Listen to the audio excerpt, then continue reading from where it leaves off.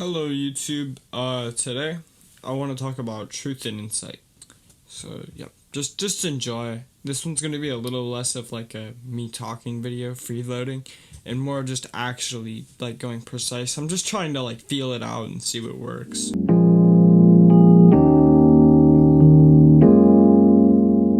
At what point do we stop our doubt? Descartes stopped at himself because of an evil demon, famously attributed with the "I think therefore I am" line. But why stop here? Does doubt really even contain limits, or does it continue until it has swallowed the very ground beneath us? Can we doubt that which is not real on some level?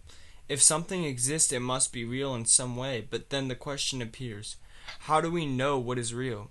The common answer is simple but incomplete. We know by senses. We see, hear, touch, taste, and feel the world from the senses we begin to build certainty from. But these senses can deceive us. A man may hallucinate. He may see that which is not physically before him. He may hear a voice of which a mouth has not spoken. He may feel a presence of where the body cannot stand. Yet even then does the hallucination not exist in some form? How could a man experience that which is absolutely nothing? It may not exist as an object in our outer world, but it exists as an event within the inner world. It exists as perception. It exists as disturbance. It exists as a consequence. The image may be false, but the experience is real. This is why reality must be understood through levels. There is a realness of matter, there is a realness of mind, and there is a realness of meaning and consequence. A dream is not physically present when morning comes, yet it can remain in the man for years. A fear may have no monster behind it, yet the body still trembles. A lie may not be true, yet it can still move a crowd. A myth may never have happened as a fact, yet still shape the moral architecture of a civilization.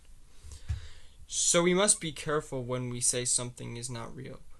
Often we only mean it is not real in the way we first assumed. A thought does not need a body to have weight. An idea does not need flesh to move history. A false image may still reveal a true hunger. A dream may be false as an event but real as a symbol. Therefore, the disciplined mind does not simply ask, "Is this real?" It asks, "In what way is this real?" This is where doubt must be ordered. We must not doubt blindly or believe blindly. We must not worship the senses as if they cannot lie, but neither should we reject them as if they always deceive and destroy all truth. A cracked mirror still reflects. A wounded mind still perceives. A false image may still point toward a true condition. We must use the universal to understand what the immediate cannot explain. Instinct is one of the greatest insights into the world around us. It speaks before language, it reacts before reason has finished dressing itself in words. It may tell us truth of hidden strength we have not yet named.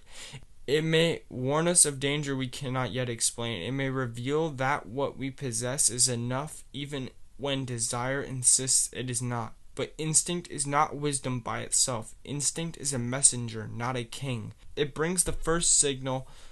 It does not always bring the final answer. But a man who obeys instinct without examination becomes ruled by impulses he has not yet purified. Insight is found through descent.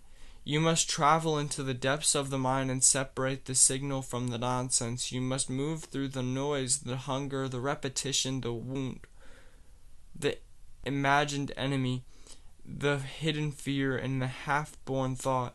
The mind is often like a house invaded by ants. You seal one crack and they return through another. You spray them away and they still return the next day. At some point you must realize the problem is not merely the ants, it is merely the house for letting the ants in, the circumstances that have let the ants come. To alter this problem, you must alter the source. Constriction does not solve a problem, it often strengthens the very pressure seeking to destroy.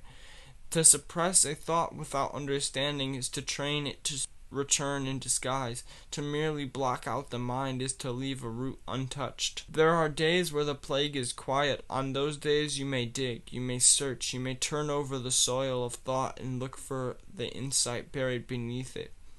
But when you are trapped in thought, when language fails and reason circles itself like a starving animal, you must remember instinct, not obey it blindly. To listen for what is trying to reveal.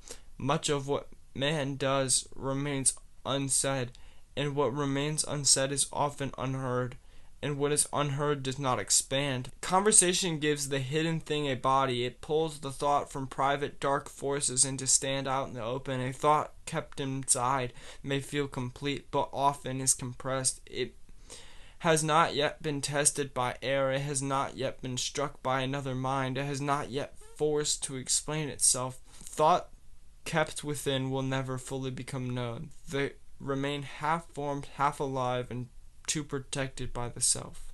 That's where I'm gonna end off the video, because my voice hurts. I don't know if you guys could tell, like, halfway through I started dying. So if you want to finish reading it yourself, I'll leave the link in the description to the full chapter from the book Luminous, Philosopher by yours truly. But I hope you enjoyed the video. Leave a like and subscribe.